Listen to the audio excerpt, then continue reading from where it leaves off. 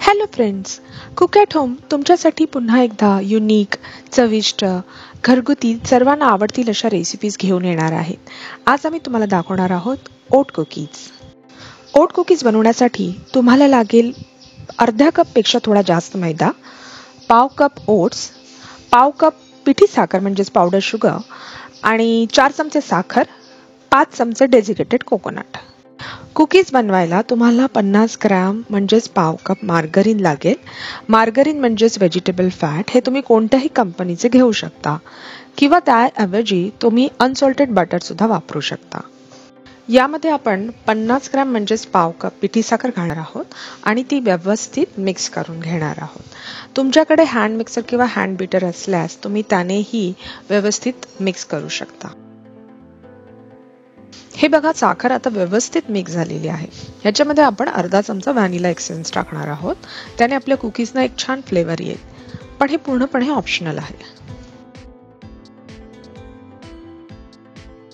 आता dry ingredients आपल्याला यामध्ये चाळून टाकायचे आहेत. सर्वप्रथम आपण याच्यात मैदा घेणार आहोत, जो हाफ कप पेक्षा थोडा जास्त आहे. तुम्हाला एक्झॅक्ट मोजून घ्यायचं असल्यास 70 ग्रॅम मैदा घ्या.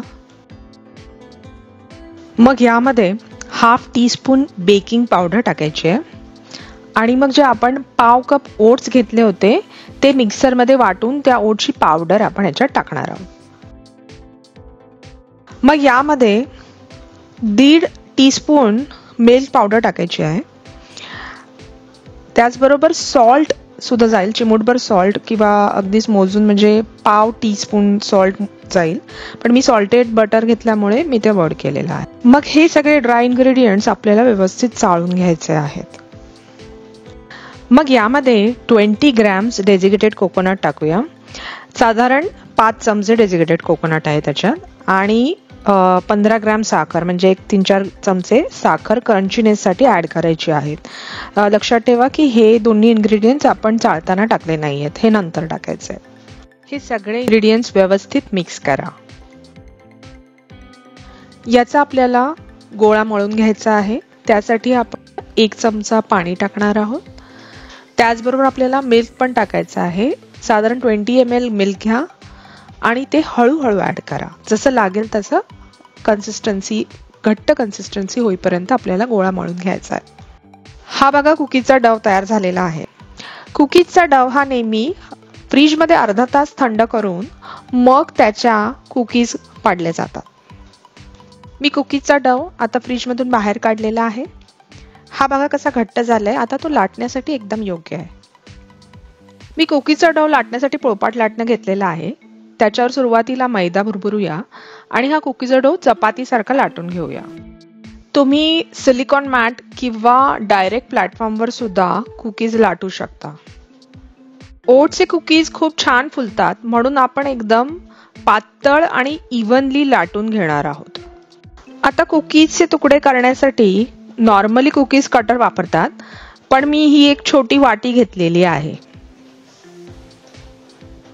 या वाटीचे एजेस शार्प नाही आहेत, म्हणून हे यूज करताना आपल्याला सर्वप्रथम आधी थोडा दाब द्यावा लागेल आणि मग पुढे पाठी असा गोल फिरवायला लागेल, म्हणजे मग त्याचे एजेस व्यवस्थित कट होतील.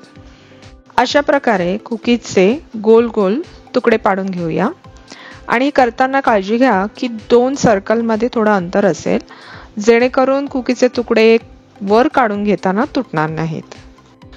मी हे कुकीज ओव्हनमध्ये बेक करणार आहे, म्हणून मी ओव्हन 160 डिग्रीला 10 मिनिट्स प्रीहीट करून घेतला आहे.